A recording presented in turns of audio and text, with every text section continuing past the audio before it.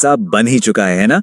पर सवाल यह है कि क्या हम उससे सही तरह से बात कर पा रहे हैं?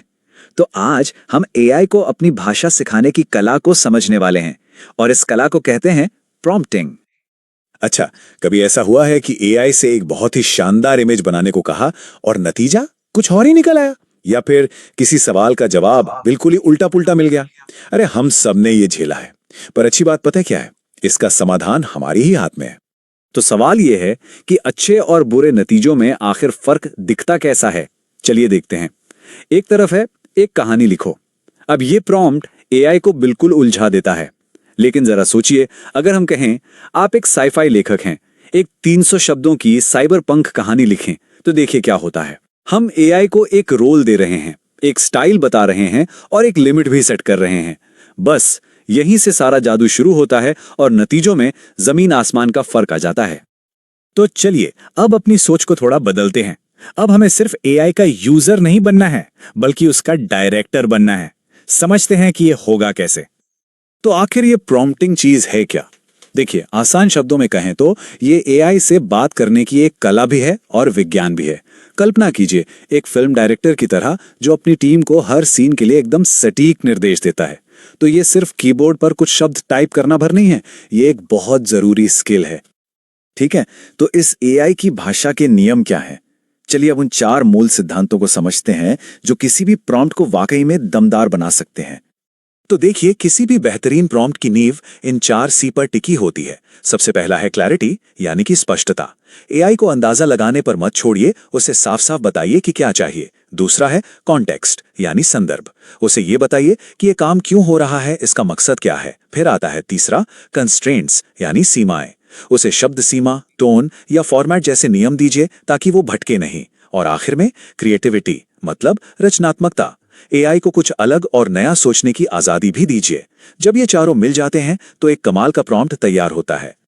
तो सिद्धांत तो हमने समझ लिए, अब बारी है एक्शन की। चलिए टेक्स्ट आधारित एआई के लिए एक ऐसा फॉर्मूला देखते हैं जो लगभग हर जगह काम आता है। तो पेश है RCAD फॉर्मूला। R से रोल। एआई को बताइए कि उसे बनना कौन है, एक कवि, एक वैज्ञानिक या एक मार्केटर। C से कॉन्टेक्स्ट। उसे काम का बैकग्राउंड दीजिए कि ये सब हो क्यों रहा है। A से एक्शन। उसे ये बताइए कि असल में करना क्या है, टास्क क्या है। और D से डिलीवरेबल, मतलब नतीजा किस रूप में चाहिए, एक लिस्ट में, एक ईमेल में या फिर एक टेबल में। चलिए इसे एक उदाहरण से समझते हैं। देखिए प्रॉम्प्ट कैसे बनता है। आप एक मार्केटिंग स्ट्रैटेजिस्ट हैं, ये हो गया रोल। फिर हम उसे एक्शन देते हैं, 1 महीने का सोशल मीडिया कंटेंट प्लान बनाएं। इसमें और भी संदर्भ जोड़ सकते हैं, जैसे कि ये एक नए स्किन केयर ब्रांड के लिए है। और आखिर में हम डिलीवरेबल बताते हैं, एक टेबल फॉर्मेट में, कैप्शन, पोस्ट आइडिया और हैशटैग के साथ। देखा, हर हिस्सा निर्देश को और भी ज्यादा सटीक बना रहा है।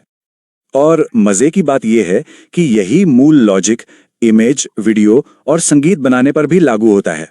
बस ये समझिए कि उनकी बोलियां थोड़ी अलग होती हैं। ये टेबल यही दिखाता है कि मूल सिद्धांत हर जगह एक ही हैं, बस तरीके थोड़े बदल जाते हैं। जैसे टेक्स्ट के लिए हमने RCAD देखा, उसी तरह इमेज बनाने के लिए सब्जेक्ट, स्टाइल और लाइटिंग जैसे पैरामीटर जरूरी हो जाते हैं। यहाँ इमेज, वीडियो और संगीत के लिए भी कुछ फॉर्मूले दिए गए हैं। अब हम आज इनकी गहराई में तो नहीं जाएंगे, पर सबसे जरूरी बात यह है कि इन सब का आधार एक ही है, एआई को सटीक और स्ट्रक्चर्ड निर्देश देना।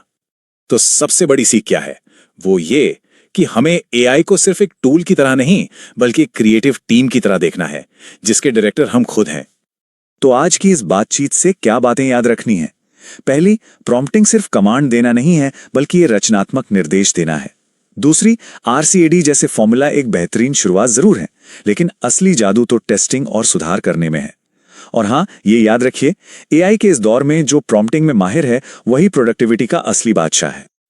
तो हमेशा याद रखें, प्रॉम्प्टिंग सिर्फ टाइप करना नहीं है, ये इंटेलिजेंस को डायरेक्ट करना है। और ये भविष्य का एक बेहद जरूरी, रचनात्मक और स्ट्रेटेजिक स्किल है। और इस एक बात को हमेशा याद रखिए, आपका निर्देशन जितना स्पष्ट होगा, आपकी रचना उतनी ही मजबूत होगी। एआई के साथ अपनी रचनात्मकता को नई उड़ान देने के लिए इसे अपना मूल मंत्र बना लीजिए।